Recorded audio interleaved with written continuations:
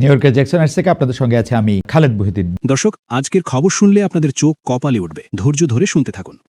নির্বাচন কমিশনের পাশাপাশি এবার নির্বাচনে একটি গুরুত্বপূর্ণ ভূমিকা রাখবে ইউনূস প্রশাসন, এবং আশঙ্কা করা হচ্ছে যে এই প্রশাসনের সহায়তায় হয়তো একটা মিডিয়া কু হয়ে যেতে পারে। নির্বাচনের ভোটের ফলাফল কি হলো না হলো, আমরা একটা রেজাল্ট পেয়ে যাব, এই রেজাল্টটা ঠিক করা আছে বলেই কেউ কেউ আশঙ্কা করছেন। এবং ক্যান্টনমেন্টের ভূমিকা কি হবে সেটি নিয়েও কিন্তু এখন নতুন করে আলোচনা চলছে। কেউ কেউ বলছেন যে general Waker Khan, lieutenant general Kamrul, lieutenant general Fazur, এরা আসলে সবাই এক হয়ে এই নির্বাচনে কাজ করছেন। যদিও আমরা মাঝে মধ্যে শুনেছি, আমি নিজেও বলেছি যে এর সাথে ওর গন্ডগোল, ওর সাথে ওর গন্ডগোল, কিন্তু আসলে এসবই ছিল আমাদের বিভ্রান্ত করার একটা প্ল্যান। এই তিনজন এতটাই একসাথে কাজ করেছেন গত 17 মাস যে একজন বললেন যে তারা আসলে তিনজন একই মায়ের পেটের সন্তান। তো এই ক্যান্টনমেন্টের মধ্যে ভোটের প্রচারণা চলেছে, এটা একদম সব ক্যান্টনমেন্টে চলেছে। যশোর ক্যান্টনমেন্ট, রংপুর ক্যান্টনমেন্টের জিওসির তত্ত্বাবধানে তাদের অধীনে যেসব আসন আছেন সেই আসনে যেন জামাত জিতে আসতে পারে সেজন্য তারা ওপেন কাজ করেছেন, তাদের ঘনিষ্ঠ অফিসাররা কাজ করেছেন। তো এরকম নানামুখী ষড়যন্ত্রের মধ্যে বিএনপি কি করবে? বিএনপিও তো এগুলো জানে, এমন তো না যে বিএনপি এমন যায় না। যেমন জামাত কি করেছে, তারা বুথ জ্যাম টেকনিক অ্যাপ্লাই করবে। বুথ জ্যাম টেকনিক হলো একদম শুরু থেকে, ধরেন প্রথম 500-1000 আপনার সমর্থক থাকবে, আপনার কর্মীরা থাকবে, তো ন্যাচারালি, এবং তারা ভোট প্রদান পদ্ধতিতে মানে প্রদানের গতিটাকে স্লো করে দেবে। তো ন্যাচারালি যারা লাইনের পেছনে থাকবে তারা 2-3 ঘন্টা ওয়েট করে চলে যাবে। আবার অনেকে বাসার থেকে শুনবে জোরে বাবা বিশাল লাইন, তারা এমুকও আসবে না। তো এরকম একটা টেকনিক ইতিমধ্যে বিভিন্ন নারী ভোটারদের আইডি কালেক্ট করেছে জামাত, তারা প্রচুর বোরকা কিনেছে। এই বোরকা পরে পুরুষরাও হয়তো ওই নারীর আইডি দিয়ে ফলস ভোট দিতে পারে। তারা প্রচুর ব্যালট পেপার ছাপিয়েছে, জাল ব্যালট পেপার, তারা সিল বানিয়েছে। এসব জামাতের নানা রকমের টেকনিক কিন্তু আছে। এবং জামাত 2 দিন আগে যমুনায় গিয়ে ডক্টর ইউনূসকে থ্রেট করে এসেছে যে আগামী সরকারে যদি জামাত না থাকে তাহলে যে সরকারে জামাত থাকবে না সেই সরকারকে আমরা শান্তিতে থাকতে দেব না, এই থ্রেটটাও করে আসছে। সো জামাত কিন্তু এই নির্বাচনে ইউনূসের সহায়তায় এবং ক্যান্টনমেন্টের সহায়তায়, ওয়াকারদের সহায়তায়, ওয়াকার এবং ক্যান্টনমেন্টের বিভিন্ন মসজিদের ইমামরাও ভোটের পক্ষে প্রচারণা চালিয়েছে। এবং ওয়াকারের যারা খুব কাছের তারা একটি বিশেষ রাজনৈতিক দলকে ফেভার করার জন্য সব আয়োজন সম্পূর্ণ করেছে। গতকাল বলেছিলাম যে সরকার ডিপি ওয়ার্ল্ডকে চট্টগ্রামের নিউমেরিং কন্টেইনার টার্মিনাল দিতে বাধ্য, কারণ এখানে অনেক টাকা পয়সার লেনদেন হয়েছে। তো এখন ডিপি ওয়ার্ল্ড, যেহেতু তাদের চেয়ারম্যান সুলতান আহমেদ নিজেই বিতর্কিত, বিশ্বব্যাপী একটু ঝামেলার মধ্যে আছেন, তো ডিপি ওয়ার্ল্ড আপাতত এই চুক্তি সাইন করার আগে তারা রিভিউ করবেন বলে সময় নিয়েছে। এদিকে যেটা আজকের শিরোনাম করেছি সেটা হলো যে ডক্টর ইউনূস, তিনি এর আগে একাধিকবার কিন্তু বাংলাদেশের রাজনৈতিক দল করবার চেষ্টা করেছিলেন, এবং তিনি এই যে নির্বাচন দিয়ে মাত্র 18 মাসের মাথায় চলে যাচ্ছেন, এইটা কিন্তু তার প্ল্যানের মধ্যে ছিল না। তার সেই মেটিকুলাস ডিজাইনের মধ্যে মাত্র 18 মাসের মধ্যে তাকে নির্বাচন দিয়ে চলে যেতে হবে, এটা তার কল্পনাতেও ছিল না। তিনি এর আগে একাধিকবার রাজনৈতিক দল করতে চেয়েছেন। 2007 সালে 111 সরকার তাকে চিফ অ্যাডভাইজার হওয়ার জন্য প্রস্তাব দিয়েছিলেন, কিন্তু তিনি বলেছিলেন তিনি 10 বছরের জন্য চিফ অ্যাডভাইজারের দায়িত্ব চান, কমপক্ষে 5 বছর। কিন্তু তখন জেনারেল মঈনরা এটা রাজি হয় নাই, কারণ তারা আসছে নির্বাচন দিয়ে চলে যাবে, 10 বছর ক্ষমতা একটা অনির্বাচিত সরকার। তারপরে তিনি লেগেছিলেন। এইবার তাকে আশ্বাস দেওয়া ছিল যে ক্ষমতায় তিনি যতদিন ইচ্ছে থাকতে চান, এবং সেখান থেকেই কিন্তু এই যে স্যার আপনি 5 বছর থাকেন, স্যার আপনি 10 বছর থাকেন, স্যার আপনি 50 বছর থাকেন, এটা কিন্তু সেখান থেকেই এই প্রচারণাটা চালানো হয়েছে। ইউনূস সেন্টার পয়সা দিয়ে এই প্রচারণাটা চালিয়েছে। কিন্তু কেন 18 মাসের মাথায় চলে যেতে হচ্ছে, এটা নিয়েই ডক্টর ইউনূসের ভীষণ দুঃখ। তিনি ব্যক্তিগত আলাপে সেখানে কয়েকজন আমলা ছিলেন, তাদের বলেছেন যে আমি কখনো ভাবিনি যে আমাকে এভাবে চলে যেতে হবে। কারণ তার যাওয়ার কারণ হলো যে তিনি এসেছিলেন আমেরিকার ব্লেসিংস নিয়ে, এবং তিনি এসেই যেভাবে ভারতের বিরুদ্ধে কামান দাগালেন, ভারতের 7 সিস্টার আসার আগেই বলেছেন ভারতকে অস্থির করে দেবেন, 7 সিস্টারকে অস্থির করবেন, এবং আসার পরেও বলেছেন।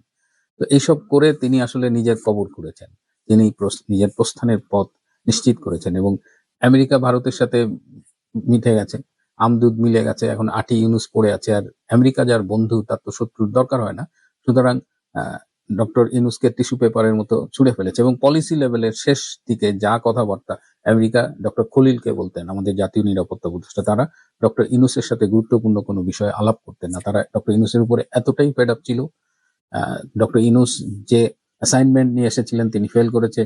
আগেও বলেছি যে করিডোর, এই যে মিয়ানমারের সাথে করিডোর দেওয়া, সেখানে তিনি ফেল করেছেন। পোর্টটা দিয়েও দেখেন আলটিমেটলি স্ট্যান্ড করতে পারলো না। দেশে সুশাসন বলে তো তিনি কিছু এস্টাবলিশ করতে পারেননি। তিনি মবের শাসন এস্টাবলিশ করেছেন। তিনি বাংলাদেশটাকে ধ্বংসের মুখে নিয়ে গেছেন।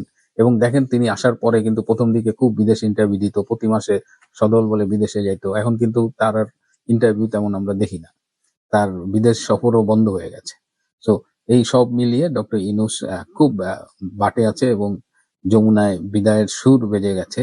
তাকে মোটামুটি এক ধরনের, তিনি তো সবাইকে তুচ্ছ তাচ্ছিল্য করেছেন, অপমান করেছেন, এখন তিনি নিজে অপমানিত হয়ে বিদায় নেবেন। শেষ চেষ্টা তিনি করবেন তার পছন্দের দলটাকে ক্ষমতায় আনার জন্য, এবং তিনি মোটামুটি যে কোনো ভাবেই হোক তাদের ক্ষমতায় আনতে চাইবেন। কিন্তু সেটা তারা পারবেন কিনা, নির্বাচন যেদিন শেষ হবে, নির্বাচন শেষ হবে বিকেলে, তারপর থেকেই দেখবেন যে রাজনৈতিক দলগুলোর অবস্থান কি এবং তারা কে কিভাবে নির্বাচনী ফলাফলটাকে নিজেদের অনুকূলে আনতে চায় এবং নির্বাচন কতটা শান্তিপূর্ণ হবে সেই আশঙ্কাও কিন্তু ইতিমধ্যে তৈরি হয়েছে। তো সেটা নিয়ে আমি পরে কথা বলবো। আওয়ামী লীগের নির্বাচন বর্জন, প্রবাসীদের ভোট, এগুলো নিয়ে আমি পরে কথা বলবো। আজ এ পর্যন্তই। ভালো থাকবেন, সুস্থ থাকবেন, তার চেয়েও জরুরি হলো নিরাপদে থাকবেন। সবাইকে অনেক ধন্যবাদ।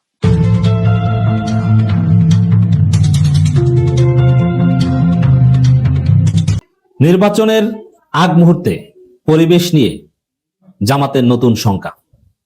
তো দর্শক, জামাত ইসলামী এখন পর্যন্ত শঙ্কামুক্ত নয়। জামাতের মধ্যে নতুন শঙ্কা রয়েছে, বিশেষ করে প্রশাসনের যে পক্ষপাতমূলক আচরণ, এটা নিয়ে জামাত উদ্বিগ্ন। জামাত ইজ ভেরি সিরিয়াস। তো দর্শক, জামাত জরুরি ভিত্তিতে নির্বাচন কমিশনে গিয়েছে, সেখানে আনুষ্ঠানিকভাবে বলেছে প্রশাসনের একটি অংশ পক্ষপাতদুষ্ট আচরণ করছে। সেই অংশের পক্ষপাতদুষ্ট আচরণের কারণেই পুরো পরিস্থিতি ঘোলাটে হতে পারে এবং পরিস্থিতি ভিন্ন দিকে টার্ন করতে পারে। কারণ দেখেন, নির্বাচন যদি বানচাল হয় বা নির্বাচন যদি বাতিল করতে হয় অথবা ফলাফল কার্যকর করতে না দিতে হয়, যদি আন্দোলন কায়েম করতে হয়, শাহবাগ থেকে যমুনা ঘেরাও করা প্রয়োজন হয় নির্বাচনের পরের সন্ধ্যায়, 12 তারিখ সন্ধ্যা থেকে বিকালে থেকে যদি দেখেন যে আমরা শাহবাগে অবস্থান নিয়েছি অথবা নির্বাচন বাতিল করার জন্য বসে পড়েছি, শুয়ে পড়েছি, তো এর জন্য তো সারা বাংলাদেশে সমান কারচুপি দরকার নেই। কিছু জায়গায় বিএনপির পক্ষে কারচুপি করলে ওইটার উপর ভিত্তি করে পুরো বাংলাদেশ অচল করে দেওয়া যাবে। এই জন্য কিছু জায়গায় বা প্রশাসনের একটা অংশ পক্ষপাত দুষ্ট আচরণ করছে, দ্যাট ইজ কোয়েশ্চেন। প্রশাসনের একটা অংশ, নট পুরো প্রশাসন। এই জন্য আমাদেরকে নড়ে চড়ে বসতে হবে। তো জামাত শেষ মুহূর্তে সে Jamaat is not happy. Level playing field নিশ্চিতের কথা জামাত অনেক আগে থেকে বলে আসছে, কিন্তু সেই লেভেল প্লেইং ফিল্ড নির্বাচনী, আমি কথা বলছি যেদিন নির্বাচনী প্রচারণের শেষ দিন, আমি যখন রেকর্ড করছি সেই দিন রাত 12টা থেকে নির্বাচনী প্রচারণা চালানো যাবে না। শেষের দিনও আমি দেখতে পাচ্ছি যে Jamaat is not happy. Unequal situation. বিএনপির পক্ষে পুলিশ প্রশাসনের ভয়ানক দালালি, সেনাবাহিনী নিরপেক্ষ আচরণ করছে, ইটস ট্রু। আবার অনেক জায়গায় বিএনপি সন্ত্রাসীরা গা ঢাকা দিয়েছে, তাদের ধরার জন্য কোনো অভিযানও পরিচালনা করা হচ্ছে না। এরকম অনেক বিষয় আমরা দেখতে পাচ্ছি দর্শক, যার ফলে একটা শঙ্কা, একটা উদ্বেগ রয়েছে। এজন্য কি ঘটে বলা যায় না। জামাতকে যে কোনো পরিস্থিতির জন্য প্রস্তুত থাকতে হবে। আমরা জাস্ট এতটুকু বলতে পারি। আপনারা বাউফলে দেখেছেন যে অন্তঃসত্ত্বা নারীর পেটে লাথি মারা হয়েছে, বিএনপি সন্ত্রাসীরা এটা করেছে। এটা কোনো মানুষ যার শরীরে রক্ত আছে তারা সহ্য করতে পারে না? পারে না। অতএব এ ধরনের অপ্রত্যাশিত ঘটনা নিয়ে বাংলাদেশে যে কোনো সময় আগুন জ্বলতে পারে।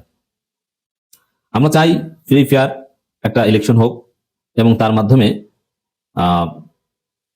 মাধ্যমে ক্ষমতা হস্তান্তর হোক, কিন্তু প্রশাসনের একটি অংশ যেভাবে পরিস্থিতিকে ঘোলাটে করছে, যেভাবে অশান্তি তৈরি করছে, যেভাবে বিএনপিকে অ্যাডভান্টেজ দিচ্ছে, তাতে যে কোনো সময় আগুন লেগে যেতে পারে।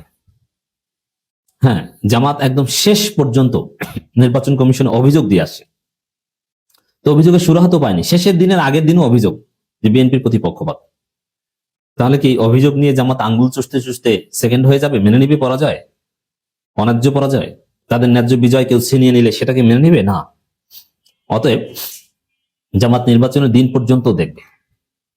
কিন্তু যদি সেই পক্ষপাত শেষ পর্যন্ত কার্যকর হয় থাকে, জামাতের সাথে এনসিপি আছে, এটা স্বাভাবিকভাবে মানা হবে না। অতএব জামাতকে, এনসিপি কে যে কোনো পরিস্থিতির জন্য প্রস্তুত থাকতে হবে। তো দর্শক, ত্রয়োদশ জাতীয় সংসদ নির্বাচন সামনে রেখে প্রশাসনের একটি অংশ বিভিন্ন এলাকায় পক্ষপাত দুষ্ট আচরণ করছে বলে অভিযোগ করেছে জামাত ইসলাম। বিভিন্ন এলাকায়, সারা বাংলাদেশে করছে না, সারা বাংলাদেশে দরকার নেই, বিভিন্ন এলাকায় করছে, ওইটার উপর ভিত্তি করে কিন্তু অঘটন ঘটে যেতে পারে। অতএব বি সিরিয়াস, একদম আত্মবিশ্বাসের সাথে ঘুমাই থাকেন না। অন্য পরিস্থিতিতেও আপনাদের মাঠেও নামা লাগতে পারে, নির্বাচন বাতিল বা স্থগিত কিংবা ফলাফল বাতিলের দাবিতে মাঠেও নামা লাগতে পারে। অতএব প্রস্তুতি থাকতে হবে মাল্টি ডাইমেনশনাল। বাংলাদেশের রাজনীতি তো, আর রাজনীতি হচ্ছে গৌরবময় অনিশ্চয়তার খেলা, ক্ষণে ক্ষণে রং বদলায়। নির্বাচনের দুপুরের পরেও দেখবেন যে রং বদলাতে পারে। আর এখানে এটা ইউনূস সরকার, এখানে হাসিনা সরকার না যে কেউ নির্বাচন বর্জন করলে করুক, যা হোক, অমুক তমুক, দেশে হতাহত আগুন এগুলো চলতেছে, নির্বাচন কোন রকম হয়ে গেছে, 4% ভোট পড়ে নেই, বলবে যে 42% ভোট পড়েছে, 2 দিন পর শপথ নিয়ে নেবে। না, পরিস্থিতি এরকম না। অতএব উল্টাপাল্টা কিছু হলে তার বিরুদ্ধে আন্দোলন করতে, বিহিত করতে হবে। তো জামাতের সিদ্ধান্ত হচ্ছে এটা যে নির্বাচনের দিন পর্যন্ত দেখবে, কিন্তু শেষ পর্যন্ত যদি দেখা যায় যে না, একটা কারচুপি নির্বাচন হয়েছে, প্রশাসন পক্ষপাত করে একটি দলকে জিতিয়ে দিচ্ছে, তাহলে এটা চুপচাপ মেনে নেওয়া হবে, বিষয়টা এরকম নয়। আর আমরা যদি দেখি যে না, জামাতকে, এনসিপি কেও কারচুপি করে জিতিয়ে দেওয়া হয়েছে, প্রকৃত পক্ষে যদি এরকম হয়, মেটিকুলাস ডিজাইনের অংশ হিসাবে ফেয়ার ইলেকশন হয়নি, বিএনপি যদি আন্দোলনের ডাক দেয়, আমরা বিএনপির পক্ষে থাকবো। কারণ কারচুপি করে জামাত জিতালেও তার প্রতিবাদ করবো, আমি করবো, জাস্ট লিখে রাখেন, কারচুপির বিশ্বাসযোগ্য প্রমাণ আমাকে দিবেন, আমরা প্রতিবাদ করব। জামাতের পক্ষে কারচুপি হলো সেই ফলাফল বাতিলের দাবিতে আমরা আন্দোলন করব। অতএব অন্যায্য কিছু নতুন বাংলাদেশে টলারেট করা হবে না, এজন্য প্রস্তুত থাকতে হবে। রাজধানী আগারগাঁওয়ে নির্বাচন কমিশনে লিখিত অভিযোগ জমা দিয়ে এই বিষয়ে দ্রুত ব্যবস্থা নেওয়ার দাবি জানিয়েছে জামাত। নির্বাচন কমিশন এই বিষয়ে সাংবাদিকদের সঙ্গে কথা বলেন জামাত ইসলামীর সহকারী সেক্রেটারি জেনারেল ও কেন্দ্রীয় প্রচার বিভাগের এহসানুল মাহবুব জুবায়ের। এর আগে তার নেতৃত্বে 5 সদস্যের একটি প্রতিনিধি দল প্রধান নির্বাচন কমিশনার এ এম নাসিরউদ্দিনের সঙ্গে সাক্ষাৎ করে অভিযোগপত্র জমা দেয়। দলটি বলছে, ঢাকা সহ বিভিন্ন জায়গায় তাদের নারী কর্মীদের হেনস্থা করা হচ্ছে, দলের নেতাকর্মীদের উপর হামলা হচ্ছে, এইসব বিষয়ে বরাবর অভিযোগ করা হলো দৃশ্যমান কোনো পদক্ষেপ নেওয়া হচ্ছে না। এখন জামাত এত রক্ত দিল, এত সংগ্রাম করলো, এত কিছু করে, শাহাদাত, কত কিছু, তারপরে হাসিনা মুক্ত করলো, ফেসিবাদ মুক্ত করলো দেশটাকে। এখন আবার সেই জামাতের ফার্স্ট ক্লাস এরিস্টোক্রেটিক সফিস্টিকেটেড নারীরা মার খাবে, আরিয়ান ব্লাড, ব্লু ব্লাডের নারীরা মার খাবে। আর জামাত নির্বাচনের পরও সহ্য করবে, জামাতের নারীদের উপর হামলা করে বিজয় ছিনিয়ে নেবে, আঙ্গুল চুষবে না ভাই। অতএব এত ঠান্ডা মেজাজে বসে থাকেন না যে নির্বাচন হয়ে গেলে শেষ, যা হোক, ঘরে চলে যেতে হবে। না, খেলা অনেক বাকি আছে, খেলা 12 তারিখের পরও হতে পারে। 12 তারিখ ফাইনাল ম্যাচ না, নিশ্চিত বলা যায় না, ফাইনাল ম্যাচ আরো সামনে গড়াতে পারে। অতএব গেট রেডি। কারণ আমরা যেভাবে প্রশাসনের পক্ষপাত দেখছি, এতে এই আশঙ্কার কথা জাতিকে জানাতে আমরা বাধ্য, এবং ইউনূস সরকার এক্ষেত্রে কার্যকর না।